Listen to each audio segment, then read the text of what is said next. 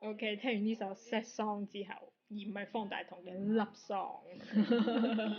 咁呢，我哋就繼續4月呢個話題啦。sad song 裏邊有一句歌詞呢，叫做 Growing Up Goes Slow。咁4月呢，又有另外一樣嘢，就係4月2號嘅自閉症日。全球依家越嚟越多嘅自閉症嘅兒童又好，人士又好，喺我哋嘅社會裏邊出現啦。咁都係一個好需要大家關注嘅群體。師妹，你覺得自閉症你有咩睇法？即係你覺得佢哋係啲點嘅人？喺我嘅印象中，我會覺得自閉症係不善言語啊，匿埋屋企啊，不善言語係咩先？即收埋自己唔講嘢咯。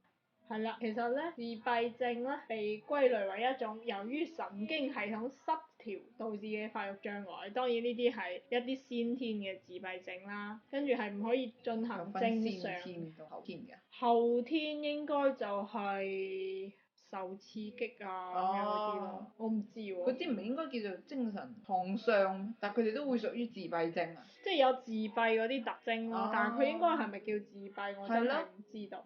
但係通常自閉係歸類為一種由於神經系統失調導致嘅發育障礙啦，佢係唔可以進行正常嘅語言表達同社交活動。係咯。咁同埋經常都有一啲刻板同重複性嘅動作，即係對佢嚟講，佢哋係好規律嘅佢哋嘅世界，即係做一樣嘢就要一步一步一步咁樣，係未知嘅，即係點解會有啦？點解啲小朋友係，有啲小朋友唔係咧？咁就未知嘅，咁大部分咧都係男性嚟嘅。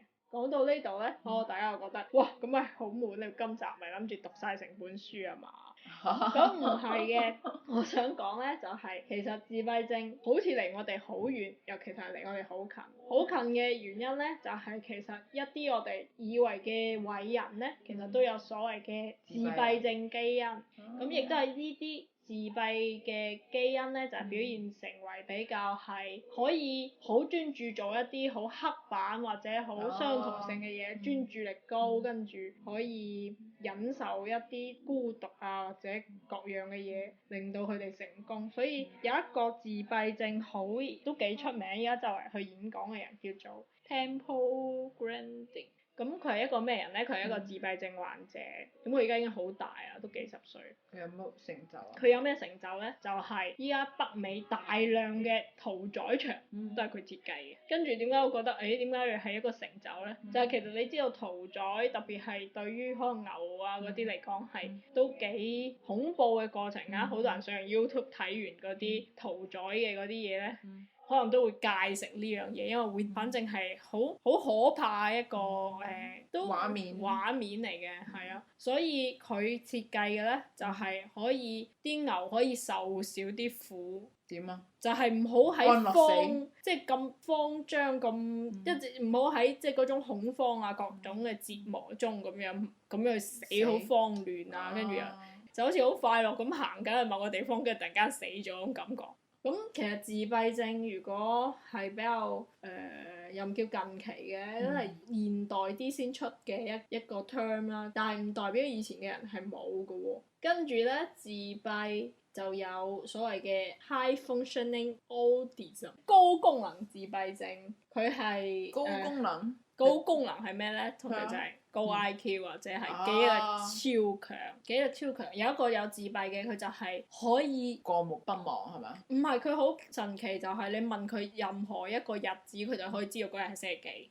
呢個 Temple 咧，佢有一個幾得意嘅講法，就係點解我哋要去接受呢一啲自閉症嘅人，係因為佢對我哋嘅社會，特別係社會進步係真係有貢獻嘅。佢話想像一下喺 Caveman 嗰個時代，即係山頂洞人嗰個時代，佢話發明第一樣工具嘅，即係打獵又好嗰個石嗰啲磨啲工具嘅，肯定係有自閉症基因嗰個。點解啊？因為你其他有 social， 即係好 social 嗰啲，佢就係自閉症基因嘅意思，唔係真係被診斷成自閉症，而係肯定係一個即係中意做 research 啊，即係專注啊，中意一啲 system 方面嘅嘢嘅人咧，佢可能就係其他人喺度傾偈好開心，食嘢嘅時候佢就喺一度一直研究呢個要工具應該點設計，係啊，呢個工具點解要磨尖啲？佢肯定係有唔 social 嘅呢一刻令佢去發明呢啲工具啊，然後咁樣佢就話自閉症究竟有幾重要？就係 Caveman 嗰個年代發明第一件工具嘅人，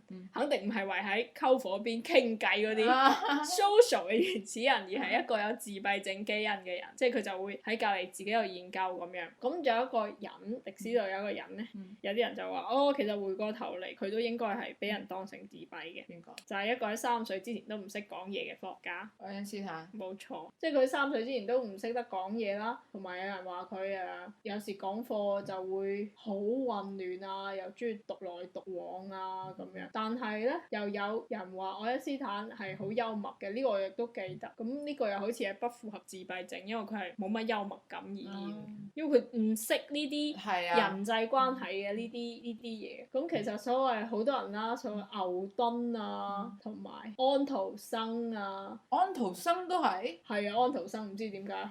同埋自閉症仲有一樣嘢就係，我覺得安徒生唔係咧，就係自閉症應該係缺乏想像力㗎，即係佢記啲嘢好真實㗎，符號對佢哋嚟講係難㗎，但係佢哋係記憶啊嗰啲係記得好仔細。有部分啦，當然有啲係唔係嘅，有啲都有智能上嘅缺失，咁有啲係仔細啊，同埋佢哋都係中意規律啊呢啲嘢。所以有一個研究自閉症嘅人咧，佢又有話過，如果我哋要將大腦分性別嘅話咧，即係男性同女性嘅區別啦。咁但係唔代表話男性就一定係男性嘅大腦，女性就一定係女性嘅大腦。佢只係按兩個唔同嘅即係特色去分咗性別嘅啫。咁男性咧就係好注重一個所謂 system 嘅大腦，即係佢需要系統性比較強啲嘅。跟住女性咧就係 emotional 嘅，感性，emotion 嘅，即係情緒方面，所以佢哋會更有同理心啊，更中意人際關係嘅嗰啲溝通啊。男性大腦啦，唔係男性啦，男性大腦咧可能就會更專注去做一件事啊，完成某啲嘢啊咁樣。咁佢話喺呢種情況下咧，我哋可以即係好多人都係男女性大腦嘅混合啦。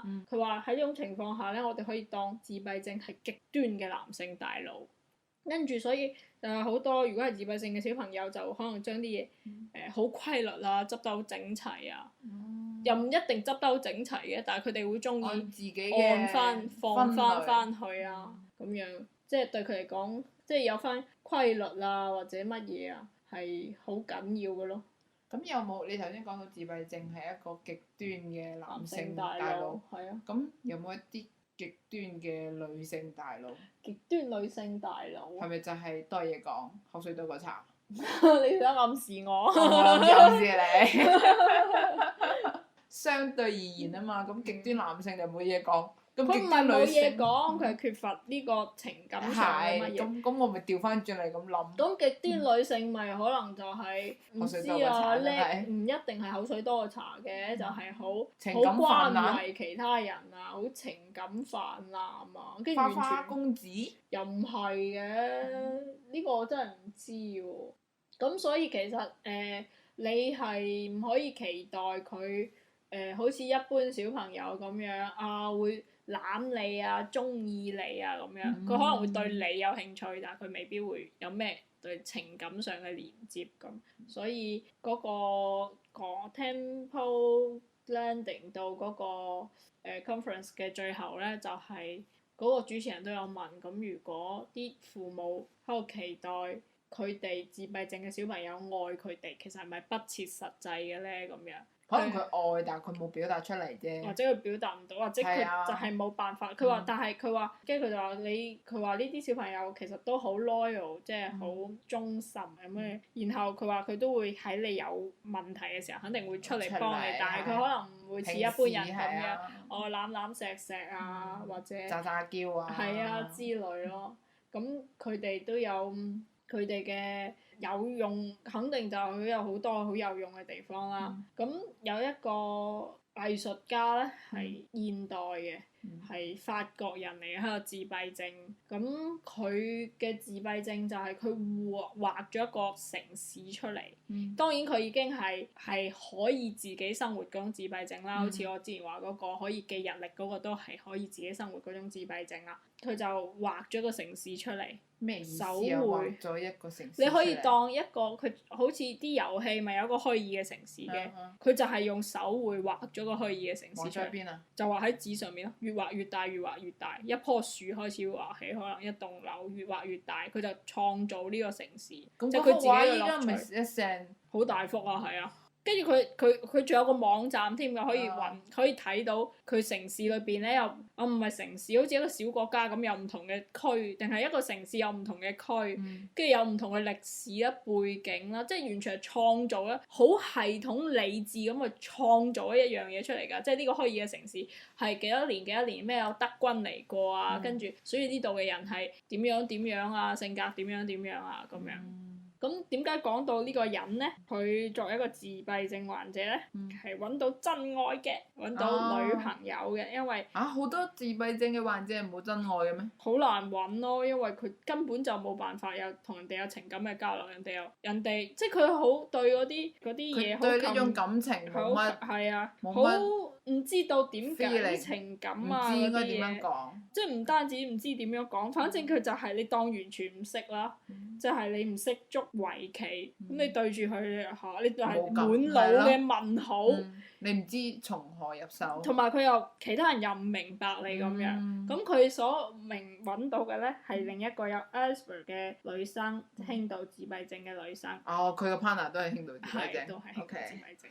嗰個係數學好叻嘅一個女生嚟嘅，又唔算天才嘅，數學好叻嘅一個女生嚟嘅。咁佢冇再讀博士係因為佢覺得佢冇辦法 handle 到嗰種 social 啊，互相之間嘅，即係佢淨係可以做研究呢一 part，其他可能要發表論文，要同人哋一啲周旋啊各樣，佢完全冇辦法去應付，所以佢就自己喺屋企做咁樣。咁嗱，呢個兩個自閉症嘅病人點樣相愛咧？呢個又好得意。男嗰個已經有一個網站係介紹佢嘅城市㗎啦。咁如果你係一個 fans 咁計啦，你唔好計你係咪，因為佢開頭都係中意佢做嘅藝術啫。跟住就你係一個 fans 咁計啦。咁你見到你偶像，你唔叫偶像嘅，即係你關注嘅呢個人，佢做咗一個咁嘅城市，咁你會點樣回覆佢啊？咪話畫得好咯，讚佢咯。就咁咯。然後嗰個 Asperger 嘅嗰個女生係話：